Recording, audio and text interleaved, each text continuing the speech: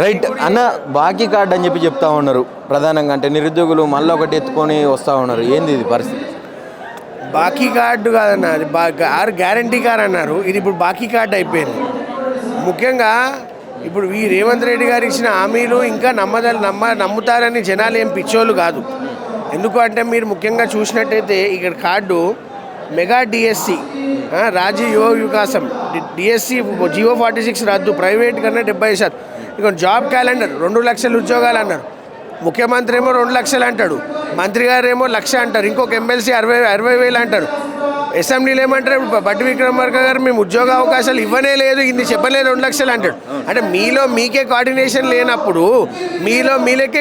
లేనప్పుడు మీరు గ్యారంటీలు ఎందుకు ఇస్తున్నారు? మీరు ఇచ్చిన 6 గ్యారంటీలలో ఏది అమలు చేశారు? ఒక ఫ్రీ బస్ తప్ప. ఫ్రీ బస్ ఎవరికి ఉపయోగము?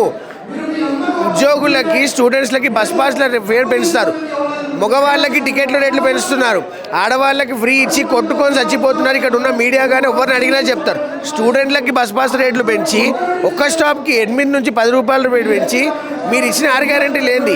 ఇన్నేళ్ళు అయింది, మరి 8 లక్షల మంది అయిన మళ్ళీ తులం బంగారం మీనికి బంగారంలో రేటు దొరకలేదా మీకు? కాంగ్రెస్ ప్రభుత్వంకి తులం బంగారం ఇవ్వడానికి రేట్లు దొరకట్లేదా? మీరు ఇచ్చిన ఆడవాళ్ళకి స్కూటీ ఇస్తా అన్నారు, స్కూటీ ఇవ్వడానికి, స్కూటీ కొనడానికి స్కూటీలు దొరకట్లేవా? స్టూడెంట్స్కి ట్యాబులు ఇస్తా అన్నారు, ట్యాబులు కొనడానికి మీకు ట్యాబులు దొరకట్లేవా? రుణమాఫీ అన్నారు, రైతు బంధు. ఆఖరికి 2-3 నెలల నుంచి ముఖ్యంగా చూసినట్టు ఆరోగ్యశ్రీ కూడా హాస్పిటల్స్లో క్లోజ్ అయిపోయాయి. ఎందుకు అంటే బిల్లులు లేవంటున్నారు. ఎందుకంటే వీళ్ళ పంచాయతీ వీళ్ళకే ఉందన్న. ఒక మంత్రి గారు వచ్చేమో ఈ టెండర్ నాకు కావాలంటారు, ఇంకొకనేమో పాయింట్ బ్యాక్లో గన్ను పెట్టిన అంటాడు, ఇంకొక మంత్రి వచ్చేమో ఈ లిక్కర్ టెండర్ నాకు కొడుకుకు కావాలంటాడు, ఈ మంత్రి ఐఏఎస్ని సస్పెండ్ చేయండి అంటారు. వీళ్ళు ఉద్యోగాల నోటిఫికేషన్ ఇవ్వండి అంటారు, లిక్కర్ నోటిఫికేషన్స్ కోసం కొట్టుకదస్తున్నారు. నీకింత నాకింత అని చెప్పి వీళ్ళు పంచుకోవడంలో జరుగుతాయి. వాళ్ళు చెప్తా ఉన్నారు, మేము నియామక పత్రాలు ఇచ్చినాం, 1,00,000 ఉద్యోగాలు భర్తీ చేసినాం అంటా ఉన్నారు. మన ఇచ్చిన నియామక పత్రాలు అయితే అబద్ధం కాదు కదా, చూసినాం కదా మనం. అదే చెప్తున్నాను కదా, నియామకాల పత్రాలు ఇచ్చినవి, నియామకాలు అనేది జాబ్ నోటిఫికేషన్స్ అనేది జాబ్లు అనేవి ఇచ్చినవి గత ప్రభుత్వంలో మాజీ ముఖ్యమంత్రులు కేసీఆర్ గవర్నమెంట్లో ఇచ్చిన ముఖ్యమంత్రులు కాబట్టి అవే ఇస్తున్నారు. ఈయన జోబులో కత్తెర పెట్టుకొని తిరుగుతున్నాడు. ఎక్కడ ఓపెనింగ్ ఉంటే అక్కడ ఓపెనింగ్ చేస్తున్నారు. ఎక్కడ ఈ నోటిఫికేషన్స్ ఉంటే ముఖ్యమంత్రి ఈయననే, హోమ్ మినిస్టర్ ఈయన, రాష్ట్రానికి ఒక విద్యాశాఖ మంత్రి అన్ని నియామకాల పత్రాలు ఈయననే ఇచ్చుకుంటే తిరుగుతాడు. ఎందుకు వేరే ఏం పని లేదా? మీరు నియామక పత్రాలు ఇచ్చి మీ సెల్ఫ్ డబ్బా మీరు కొట్టుకుంటున్నారు తప్ప అక్కడ ఏమీ లేదు.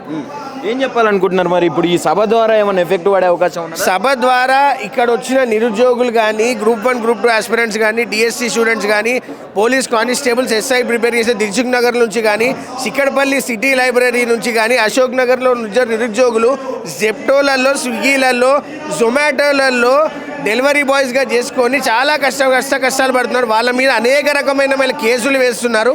ఇది ఖచ్చితంగా ప్రభుత్వానికి తెలియాలి.